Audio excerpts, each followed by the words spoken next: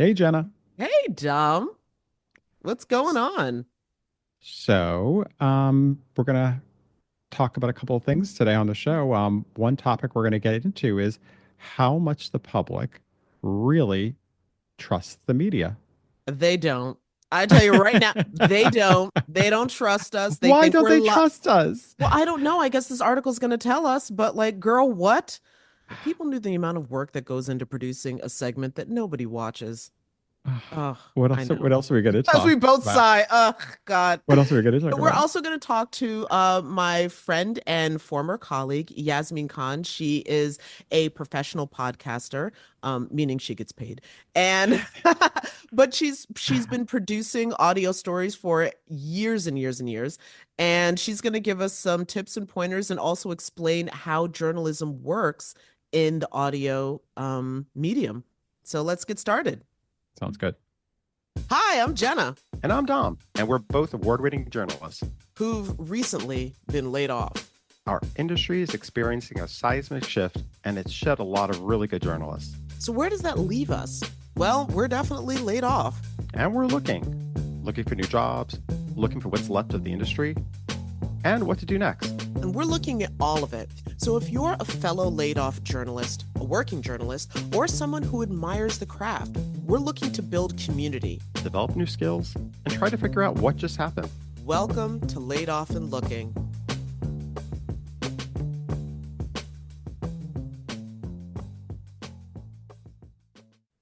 All right, so tell me about this Fakakta article because there's a part of me that's just like, well, duh, they don't trust us. Uh, it's Gallup recently did a poll, and um, the title was Americans' Trust in Media Remains at Trend Low. It's a recent Gallup poll basically was saying the trust in mass media, such as, newspapers, TV, and radio, remains at a record low, which is that only 31% of Americans express a great deal or fair amount of confidence in the media to report the news accurately and fairly. It's kind of consistent to last year's numbers, which were at 32%, but it's a steep decline from trust levels that peaked back in the 1970s, where the trust level was around at 68 to 72%. When you say the So, 1970s, are we talking pre or post Watergate? Because I feel like that's when stuff started to well, deteriorate. the first time Gallup asked this question was back in Hmm. 1972. And it's been measuring it most years. I think it started going close to almost being yearly in 1997. Before then, they would ask it every once in a while. But so yeah, that's when it was first That was asked. around the time of Yeah, Watergate, if I'm not yeah, mistaken. yeah. So I don't know if it was exactly right after, but yeah, it's I don't think it I wrapped up to the mid 70s, like the whole I'm resigning, not a crook thing. But yeah, okay. So that's when they started asking, and that's when I feel like, I mean, call me crazy, but I feel like I know how much you hate the generation wars. I feel like the boomers were raised, and the silent generation, etc., were all raised with a certain level of trust in institutions that began yeah. to, like, once you got into definitely the 60s and then really in the 70s and then the 80s, like it just started to deteriorate and people had less and less trust in government institutions, in other like the church, all sorts of stuff. Well, you know, thinking back in that time period, though, it was the Walter Cronkite era, right? And America's news daddy. who basically was like, I'm telling you the truth. And I think people had more interest in trusting someone like that. You just listened and you're Yeah. like, maybe you wanted to trust that person because you wanted to believe you were getting that accurate information. But I do wonder at that time there was a lot of political infighting, like you were saying. Like Watergate was what, 72 to like 74. That probably changed. I mean, we've discussed this on outside. Like, I don't know if Nixon would have resigned if that happened today. If what he Oh, did back today, then, no, you could spin it's that and yeah, no. he And you would get have, like an army of people behind you to spin, and you like it's, vilify your enemy, yes, and you have a media machine to help you do it. yeah. But I mean, it's interesting when you talk about just generationally. So they do have numbers. So they say older Americans who are 65 and older Hmm. um, express more trust in the media at 43% than those under 50, which is at 26%. So it That's goes those of exactly us to who what you're were saying. born or came of age in the Reagan years. It, we've, you know, And we're not it, even going to get into like the 90s, what we no, all saw deteriorate during that decade. so that was interesting. They says like, they mentioned something over here about how, so the 70s was when they were started asking this question, and then it said by Gallup's next readings, again, this is according to their press release slash article that they put out. Hmm. By Gallup's next readings in the late 90s and early 2000s, smaller majorities of 51% to 55% trusted the news media. So by the 90s and early 2000s, you're talking about already you've lost maybe, you know, 20% of favorability with people trusting you. And that was around the time of, of course, the scandal, Bill Clinton, the Oval Office. And then Uh, also you had the 2000 election, oh which my God, yes, the hanging chads. the For hanging those of us chads. that had to cover that story. Oh my goodness. I know there might be some people who aren't familiar with it, but I mean, that was a crazy time in terms of, I forget how long exactly we waited It for those felt like hanging chads. eternity, but then again, I was a production assistant at the time, so it would have felt like an eternity. But so, um, I think that, this is something that, again, really brought about a, a lot of distrust in the Yeah. media and what was being reported and Hmm. who was telling you, no, it's accurate. And it was also a big time of talk radio. So you had a lot of opinion Oh, that's right. people. That stuff really started to rise. And that's also, as we learned from our earlier guest, Margot Suska, local newspapers, as they started to decline and go away, um, that what filled that gap for a lot of people was talk radio, which would basically just give very slanted opinion and sprinkle it with maybe some weather and traffic. So it seems like the news, but Exactly. it's not news. Yeah. No, but you're speaking to an audience that really is passionate because you're speaking to their issues. So And you're it's also speaking in a fearful tone because that will keep an audience who engaged. doesn't love a film? Listen, that's a lot of, news, be it cable news or broadcast news. I mean, whether it's telling people about the weather, storms that are coming your way, or this is there, that's how you get people's attention is I by will say scaring them. though, when it comes to climate change, though, I feel like be afraid. Yeah, you're a little late on that one. It's so funny how people can get a little bit, that people can get bitter with that because they start questioning, like, whether it's about how many times and I'm guilty of this myself. You're like, ugh, sure. I feel like you guys are blowing this out of proportion with the weather. And, I'm not going to believe what you're saying or Well, there's nothing worse than when they sound all the alarms, but then like the storm either takes a shift or a exactly. turn, or maybe it doesn't hit in the same with the same intensity that everybody thought it would. And of course, I'm now thinking of Hurricane Milton in Mhm. Florida, where there was storm surge, but it wasn't as much as predicted. So it only adds to this like, oh my God, you guys were totally blowing this out of proportion to get me to leave my home, and all this home starter stuff kicks in, and yeah. Well, here are some other breakdowns. So, among the most trusted from this list, Oh, local government, which was at okay. 67%, I question how many people know what local government does, but okay. state government, which is at Again, I'm 55%, gonna ask that question. and the American people at 54%. So Hold up, wait, they okay, wait. Now, a few things here. One, as New Yorkers, trusting at least our state government feels a little wild. We are big on indicting. start Oh, arresting yes. members of I the government. So that's kind of wild. But then two also is who do you, if you trust the American people, who do you think the press is made up of? exactly.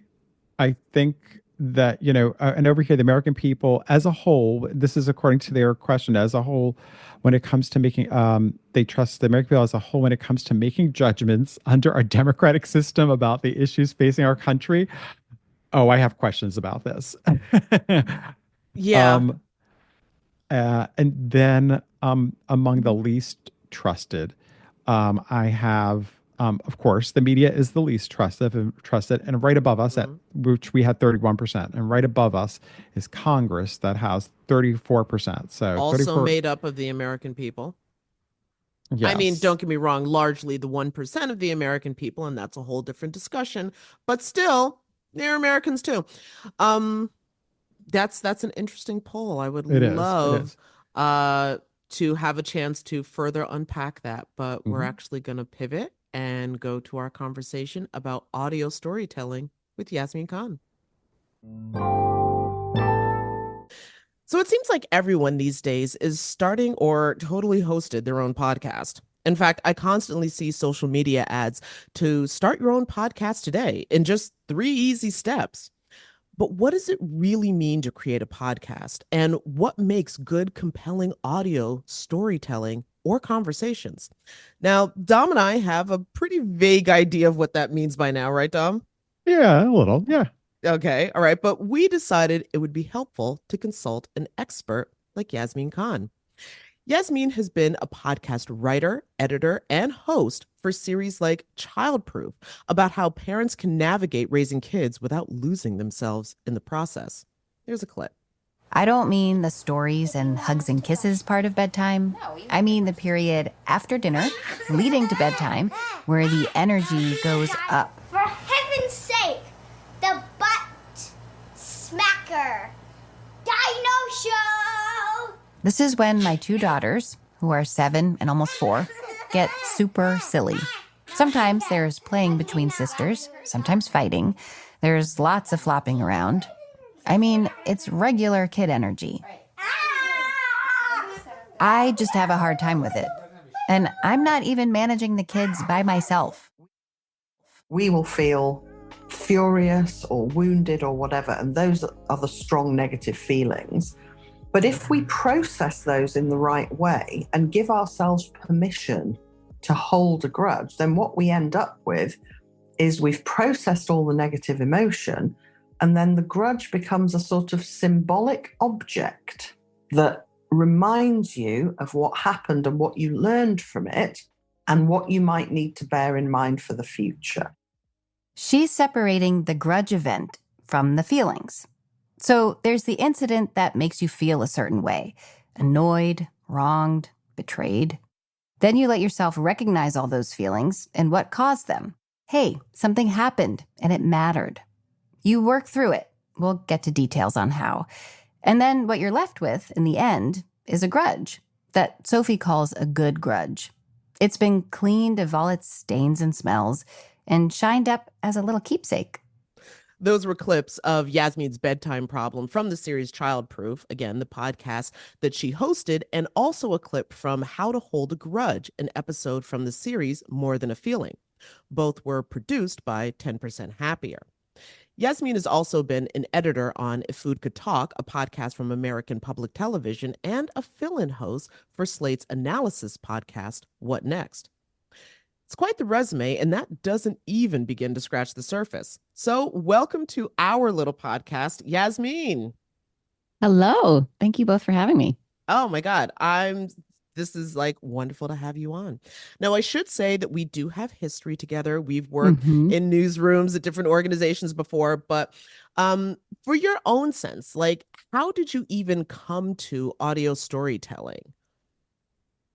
I mean, it's the clips that you just played and the intro you just gave me actually just talks about the last couple of years of my life because, well, we worked together in public radio, and that's basically how I got my start, in audio storytelling. I was a longtime news reporter, before that a producer a news producer, working for 2 different public radio stations. So I spent 14 years working in public radio. And, it's this, there's like, I feel like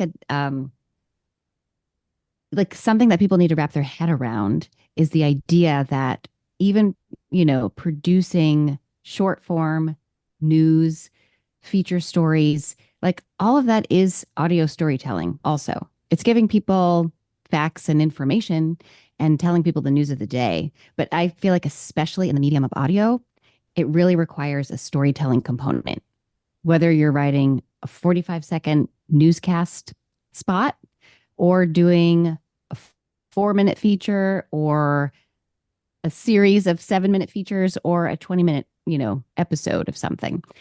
So that's the long answer. I got my start in audio storytelling, working in a newsroom and public radio. And I feel like, you use like different muscles, of course, when you're working maybe long form versus short form, but I developed, I feel like, a lot of the skills that I needed for, work in the podcast world and longer form storytelling as a reporter, as someone who had to do hundreds and hundreds of interviews of people, writing questions, thinking about the tape I needed, the sound I needed, what I needed to get people to say into a microphone, thinking about how to structure a story, thinking about how to just get something down on paper, like writing script after script after script, So that's how I got started. Well, that's really interesting because one of the things, and that you bring up so many like little subtle things, and I'm like, okay, I want to pull that out and pull that out and pull that out. But when it comes to the audio aspect of it, because this is something that I find myself kind of struggling to explain, is what makes storytelling different when you're just using the audio, or when the audience you're engaging with is just engaging through their ears. Like, there isn't anything already there for them to watch, with the exception of this podcast. Yes, we're on YouTube, but there isn't anything there for them to see. So you have to sort of, with their ears, create something in their mind's eye of the story that you're telling. Right. I mean, that's the challenge and the power of audio, is that you have to get people to listen and pay attention. And I think you can do that, just because you have people's voices to work with. It is different. I mean, there are beautiful print writers, of course, who do wonderful storytelling. It's just like a different way of writing, and it may be a different way of thinking. Like, reading a quote is different than hearing someone say it in their own voice and in that intonation. And obviously, like, words can be delivered just in very different ways. So hearing something, I think, is very powerful and just automatically very intimate if you are hearing someone talk. So what was the question? What was it? The unique challenge, I guess, or what it is that makes audio storytelling different than the other mediums, like from video or from just print. I've never worked in video, but I am an audio evangelist. I think it's the best medium. I mean, it's just what I am happy working in. And also, I really like it as a consumer of news and information and stories. And obviously, a lot of other people are now also, because podcasts have exploded. But well before podcasts, I was like, the kid who grew up and listening to, whose parents listened to NPR. And so I was like in the back seat, always hearing, listening. And I loved NPR. I still love NPR. So in terms of what's different, I mean, all I can say is, in terms of just what audio is that, yes, you have to be able to, you have to do the reporting. Let's just start with this. Whether you're a print reporter or an audio reporter, you have to do the work you have to do the work of the journalism, right? Finding out what the story is, getting people to talk to you, having something to say, like, what's the bottom line? But then in terms of the craft of how you deliver it to an audience, it's just, you might have to structure it a little differently. Like, if you're getting an audience, if you have an audience who's only listening, can't throw too many numbers at them. You have to, like, use very clear, direct language, conversational language, to talk to them. And that's also, to me, the power of audio. You have to understand an issue so well that you can break it down in real talk, you know? And that's how you sort of get people, an audience engaged. Um, it's different than when you're reading something and you can go back and say, oh, whose name was that again? Or like, who's, what was that number? Or you can put three numbers in a sentence and print, right? Because you were looking at it. So it's like it's different in terms of how you can absorb it. So in audio, um, you have to really kind of hold the listener's hand and be a guide for them in how you deliver your stories. Well, with that in mind, then, because going back to what I was saying at the top about so many people are just like, oh, you could totally start a podcast right now. And it's just so simple and just a few easy steps. And every time I see those ads, I'm always thinking, like, that's so not how any of this works at all. So, what would I guess you say are the important things to have in mind? Because one of the other things that I've learned from being in some of the like podcast chat rooms is that a lot of them, when people who don't have a background in journalism or audio and they try to start one, apparently they have a fail rate of about 3 episodes. People get 3 episodes in, and then for whatever reason, they putter out, crap out, etc. Yeah. I mean, yes, it is a running joke, as you said, I think at the beginning, that everybody has a podcast. Everybody's the host of a podcast. I mean, you can have two people having an interesting conversation, and that might land well. Maybe that might find an audience. I don't know. To me, producing audio journalism is thoughtful, careful work. So even if it is conversational and fun and chatty, there's a plan involved. And I mean, it kind of just depends on the kind of show you're producing, perhaps. If it's two people talking about sports or something, like maybe you can have a more off the cuff conversation. Maybe it's all opinion based and you're there for the personalities, right? But that's not the kind of work that I do necessarily. So the work that I do is more focused, obviously, on journalism, but also on the storytelling. Anytime you want to tell a story, it requires editing. It requires like shaping a story before you even turn on a microphone and then editing it afterward. Just to like give something a narrative arc. You have to you're taking an audience with you on a little bit of a ride, right? So you want to have a point. And you also want to have, I mean, in my view, you want to have people like the best case scenario in terms of audio storytelling is giving people a story that they're really engaged in, they're delighted by, perhaps they're hearing something new and different. And they're just like, you're making them think a little differently or a little more openly about something that they've never heard before. So you have to have a landing point for your podcast episode, right? You can't just like turn on the microphone and just see where it takes you. You have to take the audience somewhere, and that requires some careful work and planning. So, Yasmeen, I'm interested in hearing also about for people who are new, let's say there are people who think they want to get involved with putting together a podcast, telling a story. What are things that people can do? Because I know some people feel like, I don't know if I can actually do that. Can I tell a story myself? Like, am I able to do that?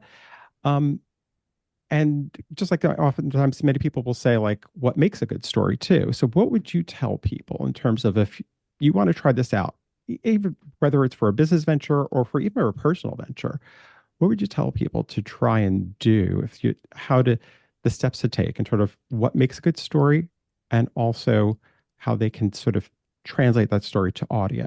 I mean, that's a great question because I think even for people who aren't just starting out, there's always the question of like, is this a story? Is this a good story? Is this like, how do we tell this story?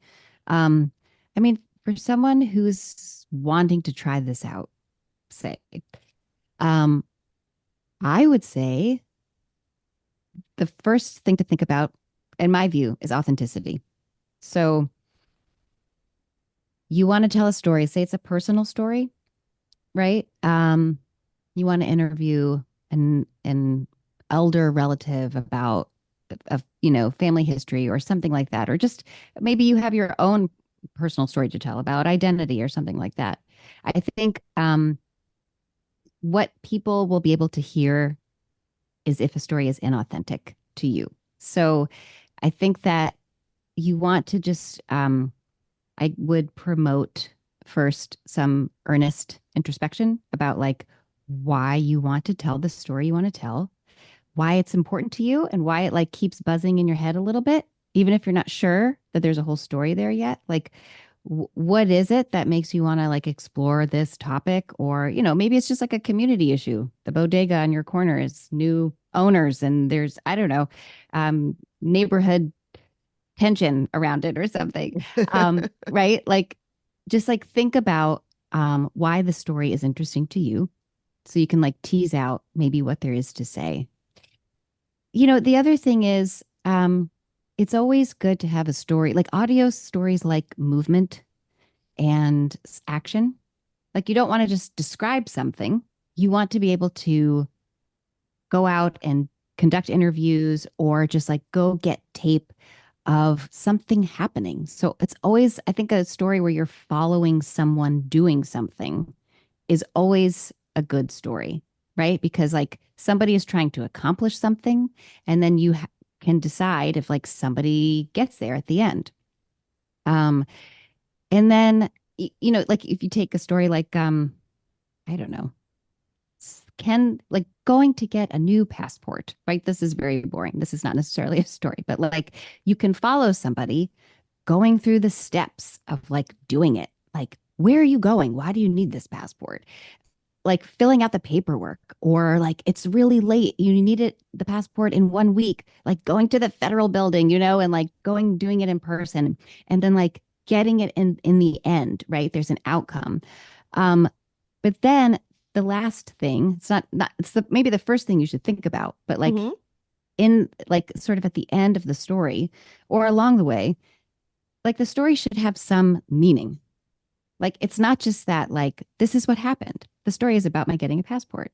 No, actually the story is about my absolute need to travel somewhere. Like the story is about my quest to go to Ireland to find my great grandparents' grave, or you know what I mean? Like there's something else that is like driving you to do this other mundane thing, maybe.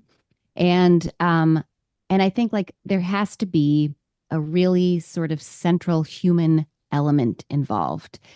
That's the thing that's relatable to listeners. It's not like someone's going to be like, oh, yes, I mean, maybe they might like, I remember when I applied for a passport, but it's like that sort of human thing of like, yeah, I get that need and that drive. That's the best part about journalism in general, I think, but also particularly audio journalism is that how it can connect people with all these sort of just human desires and drives that we have. The connecting part, I think, is always so important because that's the part that people can relate to for themselves and with somebody else. I mean, I guess the thing that you also talked about authenticity and people needing to sort of be real. How important, I mean, sometimes that could be really complicated. What's something would you recommend if somebody's trying to tell a certain story, making sure that also as a journalist, you're not part of the story? You know what I mean? Like Yeah. you're telling that person's story. Sometimes that can be a little bit, it can get tricky because I know I've gotten that space too, where it's like I'm putting my experience on something that, you know what I mean? Like I have a Right. certain perspective. I guess by authenticity, I actually just mean like genuine curiosity.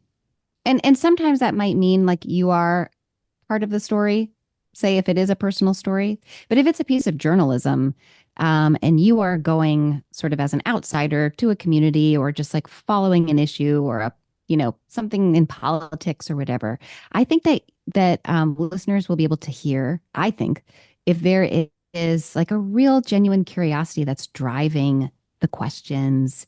I think when that happens, you're working on behalf of the audience also.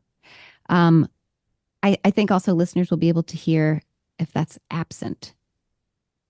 How they might hear it, I don't know, but like it just I think when there is that sort of real sense of curiosity, you sort of you come up with better questions. And you actually, when you have that curiosity, you might sort of be able to, you might not like have that sort of specific point of view that you're trying to get across, as opposed to if you have a particular lens that maybe you want to push or something, then that's something where I guess maybe you wouldn't be coming at it from genuine curiosity. You're trying to sort of maybe push a point of view. I can't really think of examples No, of that's that, fine. but Yeah. Yeah. Because what I'm thinking as I'm hearing you say that, especially when it comes to, asking better questions, is, this concept of advocating for your audience, of, you being the one driving the conversation. And again, this is if you're interviewing a source for a story that's going to be like a reported package, or even if you're just leading like a conversation interview, that you're you're considering who your audience is and what they may or may not be wondering, and you're driving your questions based on that, but also based on your own curiosity. That is very clear. Like if you are genuinely interested in something, or if you're not. Yes. And that is, I think, tough, time consuming work because Oh it yeah. means that you're taking an issue and looking at it from all sides, which is, I think, what journalists are supposed to do. And you have to really examine something because you're not just asking questions of one person, you're asking questions of multiple people who have maybe different stakes in an issue. But yeah, I think that definitely, good reporting comes from asking good questions. And that's how you get an audio. That's how you get good tape. All right. Well, one of the other things that we wanted to kind of get into is when you're editing a piece, what exactly is it that you're listening for? Or I guess what constitutes going into editing an audio piece? Like, obviously, there's superfluous tape that you're going to cut out because this isn't necessary, but is there, I guess, are you making sure that whatever the piece is, and you sort of talked about this before, that it's carrying the audience all the way through, that there's a through line through the whole thing, or not? I mean, I'm guessing because I've tried editing stuff on my own, but of course we all know um the writer who edits their own work has a fool for a client. I mean, editing to me starts with just like conceiving of ideas, even for an episode, or, what's um, trying to like come up with even like the kernel of a story. And then it, proceeds to who do we talk to? That's, I think, what an editor does is helping a reporter or a producer come up with who's the right person to talk to and what are the questions we need to ask them and in what order. Like I am a firm believer in interview prep. Like it might take me hours to write questions. And because I want to think about like, well, one, I want to have already a wealth of information of maybe what this person's about, Hmm. this, whether it's an expert or someone we're asking a bunch of personal questions of. And I want to know what they've said on the issue already. I just want to have in the back of my mind. And then I want to go and ask really good questions. I need to get the basics, right? You need to get like maybe the plot points of your story. And then you need to ask those questions, just sort of drawing out meaning. And then you have tape. And then you have, it just sort of depends on the story you're telling. So Of let's take like course. a narrative interview, say, since we're already talking about an interview. Um, then, in terms of crafting an episode and working with a producer, reporter, um, I would, so we've already done all this work about like, what's our story about? And like, we chose the right, who we think is maybe the right person to talk to. We got the tape we need. And now it's about shaping it for the audience and just really thinking about one, how to set up what is the big question, Yeah. of our episode? How are we going to hook people? What's like the juicy piece of tape at the beginning that we want people to hear that sort of like is maybe a small detail, but really like demonstrates this bigger idea that we're about to talk about for the next 20 minutes.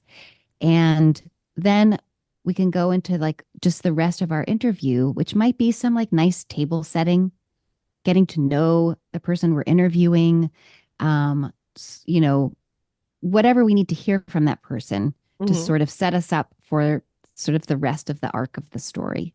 And then, the things that I would be listening for, um, I'd be listening for, let's just like basic repetition, fat, places where we really need to actually dwell in some details, right? Like we have an idea of like the big ideas we want to get across, maybe in our episode, but you need to make things small also for listeners.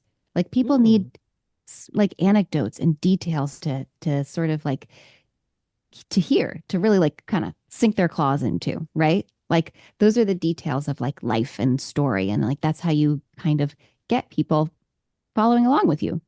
Um, and so I would think about like where we want like the places in someone's story that we want to like really dwell and stop and like sit in someone's like an anecdote, a part of, someone's life, a time when they went to college and why that matters so much later there. And then we have to figure out the other parts of an interview that we can kind of like skim through or cut out and just like maybe the host or someone would come in with some narration giving just some like plot points to help connect some like one chunk of tape to another chunk of tape. So you are making decisions for the audience of like what they need to hear, Uh-huh. really, and what you think might hold their interest, um, and what will really authentically tell this other person's story. And then it has to lead somewhere, like we spoke about, right? Like you want to sort of, you're like taking listeners on this little journey ride with you, and then you got to land somewhere, either with like your bigger idea, or just, a reflection from someone. Like that's sort of a classic narrative interview structure. And hopefully you're revealing some new details and about someone's life and also allowing listeners, people to connect with that story, that person's story. Even if their life is nothing like that person's life, the idea is there's a connection being made. Quick question here, though, too. Like, just in terms of when you're the journalist asking these questions, is when you are going and maybe you have a certain idea of what you want to hear, there are ethics involved too in terms of how the person tells their story. I've heard people do this sometimes where maybe they want a certain emotion or they want to hear a certain, how do you as a journalist sort of work through asking questions that sort of get to the point of what you want to make with that story? Like, if you're hearing a story, you're talking to somebody and you're like, this would be more powerful if I heard you say it this way. Do you know what I mean? It's like I find it How interesting do you because not manipulate? yeah, how do you not? Basically, yes. How do you not? Because I think sometimes that's where I think I've gotten squishy with some people who will say, they'll have people redo answers. Like, I want to hear, could you try it saying it this way? Or could you try saying it this way? Because they want to audibly, they want to hear something different. Um, how do I would never do that. I would never do that either. see? Because I feel like that's when you start making people repeat lines, it starts feeling like it's a script then. Yeah, I would never ever make someone repeat lines that I'm interviewing unless it's like someone I work with and they're Right. part of the production process and part of Right. the game, so to speak.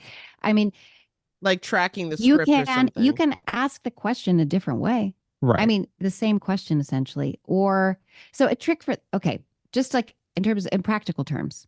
Right. You did a pre-interview with someone and they were like all so passionate and everything, right? Talking about blah blah blah blah. And then in the interview, they're not as much. Yeah. That's hard. And you need to go back and ask the question in a different way. And sometimes I would stop and say, well, you told us before, or like when you spoke to our producer or whatever, like you mentioned this. Can you like stop and talk about this? Like I think you have to try to get someone out of their own head a little bit in an interview. I mean, this is maybe just about also making someone feel comfortable talking, right? Like there has to be a sense of trust between, and it depends on the story, but say you're trying to get someone to talk about an emotional issue. Like that's very sensitive. Like why should that person open up to you in front of a microphone, right? So I think like just coming at it one with from the journalist perspective, from the interviewer's perspective, like coming at it with some humility and some understanding that like someone is opening up to you. And just like, so you have to be prepared to like, one, maybe let someone talk and give an answer. And then your interview might just take a little while because you want to go back and like piece by piece, talk about it again, piece by piece, maybe get someone in a scene that they remember, like try to get someone like really like get it concrete. Well, like you mentioned this when you were in school. Can you just like take me back? Like, what was it like sitting in that classroom or when you lived in that dorm and you were said you know, blah, blah, blah. Like really like trying to be in the scene and get someone in that space. You can also, so I think though, from a production standpoint and a journalism standpoint, it is okay to let a guest know what to expect during an interview and to let them fill them in on what you are hoping to get out of the interview. I mean, you don't want to leave them, like, you don't want to have them feel like they're giving an inauthentic answer. You never want someone to like put on emotion where it's not there. The idea is you're trying to help someone express their true emotions or feelings or whatever. And so you're trying to create a space where they feel comfortable doing that. I think, and this is like weird, right? We're talking into microphones and wearing headphones, and you're asking people maybe to, right, download a new program so they can record blah, blah, blah. So it's all, there's like technical stuff involved. You want it to feel like two people just talking in a living room in the end, but that's not what's happening in the moment. So I think it's okay to give people some direction and some, like even you could have someone like listen to an episode of your show that you thought went really well and to be like, to give an example of like what something might sound like in the end. Or I tell people, all the time, even in the news interviews I've done for What Next, I'm just like, you're going to hear me probably ask the same questions over and over again. Like, I'm going to make you repeat yourself because we like to have things unfold in a particular order. And of course, it's like the person being interviewed doesn't know when to not say something yet, like that we're going to get to it later. So, right, it's okay to like just say up front, like, thanks for tolerating my asking questions a couple of different ways. It might sound weird, but just totally like don't censor yourself. We'll worry about it in the edit at the end. But yes, you might hear me like ask something over. So one, giving people a little direction, I think is okay. And then just another trick, I don't know, it's not a trick. At the end of the interview, circle back and be like, so it's like I have had so many interviews, whether it's like as a news reporter, doing like more deeply personal interviews, like stuff for Childproof or what even the Grudges, episode, where someone gives like a whole big long answer. And then you say, well, is there anything else to add about that? Because, blah, blah, blah. And then it's like they're like, yeah, I don't know. But da da da da da da, and then they give the answer again. And it's just like sort of somehow more lively and even maybe more succinct. And you just give people a chance, to express. It's like, I mean, how crappy is it to give someone one shot to No, like that's say so what they want to true. say? I've had so many interviews that I've done where I was out reporting or something, and I don't know why this happens, but like, everything that you're talking about, I'll ask the question a couple of different ways because I know we're going to go back and edit, to get the best piece, etc. But then I'll wrap the interview, and then Yeah. suddenly I will get the best conversation out of whoever my guest is. Right. And I'm just like, what? Oh my God, why are we not recording this? Why did you say So that? I never turn off my recorder after I say thank you. Oh, Because that is like I've been that's making like that when mistake someone's for like, oh, years. that's when like they might just throw out all these gems or, Every single time, every single time. And I wouldn't hide that from someone. I wouldn't like put the microphone away or whatever, I would just still hold up and be like, thanks so much. This was great. And it's also important Like, if you're can you going to, believe that? if you tell people, so, or so too, like sometimes we'll say, okay, we're done with recording. We'll say, okay, we're going to stop recording now. Like as a journalist or even as somebody who's a storyteller, it's like, to me, that makes sense because at a certain point, you're like, okay, like once you're taking or unmiking somebody, once you're telling them you're taking it off, then that's setting the pres like, no, we're done. The interview's done. But until then, honestly, that's a great technique for people to understand too. Because like Jenna said, we actually did that, right, Jenna? We had that with a recent guest that we recorded. Oh We had a my great God. conversation with him. And then at the end, we were just wrapping up. We finished. We were wrapping up talking. And then he was like, oh, why didn't you guys ask me about that thing? And we're like, I forgot we were like, oh, Yeah, okay. let's And go back and hit record. we just hit record again. So sometimes it is that Yeah. simple thing of just not but also just to hit back to like sometimes I feel like when you do pre-interviews, people are more relaxed when you're doing a pre-interview because they know it's not being recorded. So when you do the Yeah. research or if you're doing pre-interviews with a guest, a specific type of guest, they can feel so much more willing to sort of just not feel as they're more uninhibited in terms of how they're sharing their story. And maybe that's part of when you are interviewing somebody is sort of not right away getting to the first question. Like you want to build up to if you know that there's an emotional part of their show that they want to tell. Yeah. You don't just start out. It's not the first question you ask. It's something that you build up to so that they have a chance to feel comfortable because they know they now are being recorded, right?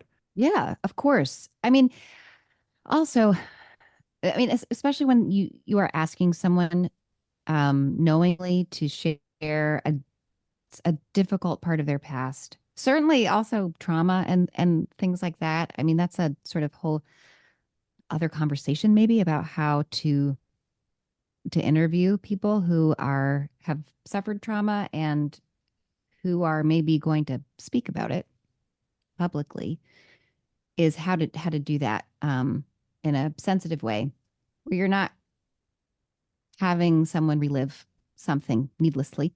And you want to be really careful about that.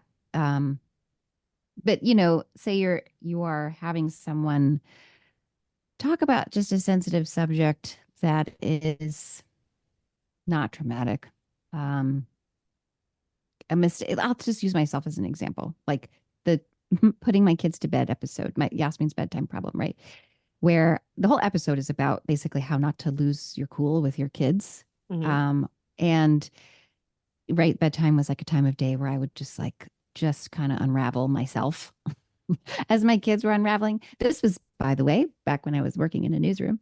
And it's like, so having to like speak about something that's really sensitive, maybe a little embarrassing, like you want to be able to trust the person you're speaking to, but also trust that the final story is going to represent your experience and who you are. And that kind of takes, this is where it's a little maybe tricky in journalism, but I do believe that journalism is a two-way street. I think that for certain types of interviews, you do need buy-in from the person you're interviewing. Buy-in meaning they understand what they're in for. They understand that they are sharing something that's going to be shared with the world. I mean, that goes for everybody. But also that they, it's not that they're going to have a say in your final product, but you need to really, I think, represent to that person before the interview what you intend the story to be.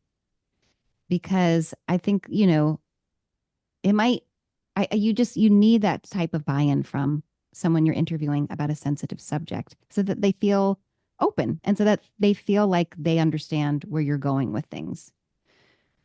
I'm going to stop there because I feel like that's a really thorny subject in journalism, but I think that is when you're talking about having someone open up. I think No, it's I think important that's that they just incredibly know where you're important. going with it. I think that misunderstanding that process is where the pejorative phrase of gotcha journalism came from. So yeah, no, I think that's incredibly important. Um, One of the things that also happens in broadcast is that we are beholden to the clock. And so we are coming up on the end of our time together. And We always end all of our interviews by asking our guests how they came to journalism. How did you know this is what you wanted to do? You told us at the top of the show how you became an audio journalist, but just a storyteller and a journalist. How did you just land on that as a career? I always loved public radio. I mean, let me just start by saying I went to school for journalism. Not everybody goes to school for journalism, but I did a master's degree for medical journalism. I thought I was going to be a public health reporter, and I was really interested in public health. I worked in public health before I went to journalism school, and I thought I would get an MPH, and do program work or whatever. But I decided there were a couple of specific pieces of journalism, medical journalism, that I read when I was working in public health, living abroad actually at the time, working for this international health organization. And I was like, oh, I want to write about it. I don't want to do the program work. I want to write about health issues.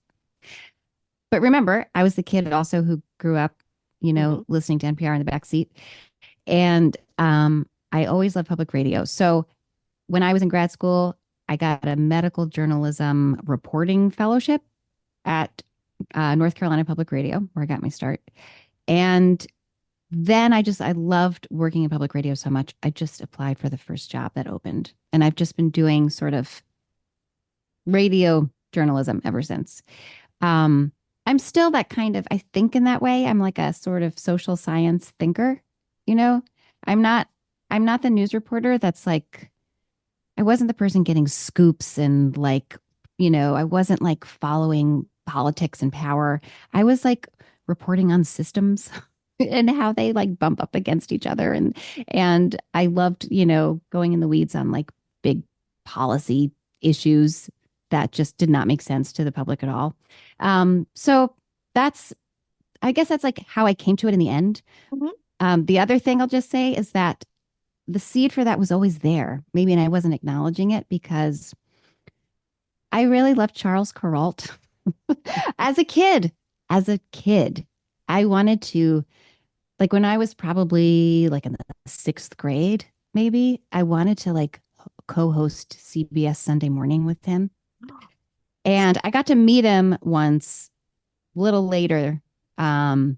And had like just announced his retirement, but I like went to hear him speak. I have a picture of me as maybe like a ninth grader meeting him. And then when I went to journalism school, by the way, that's so he died. I went to journalism school at UNC. I'm from Chapel Hill. And my interview for the program was because he's from North Carolina. He also went to he went to UNC. Anyway, they recreated his office from CBS at UNC at the J school there. And my interview for journalism school was in that room. So it just all comes. It was all, I guess, meant to be. I don't know. And here I am doing it. Trying. Here we all are still doing it, still finding a way. Yasmeen, thank you so much. This has been such a great conversation. And it's also been, I think, really eye-opening and refreshing because you mentioned some tricks of the trade that, 20 years in that I'm like, oh, I should probably do it that way. So it always helps. We all need to practice.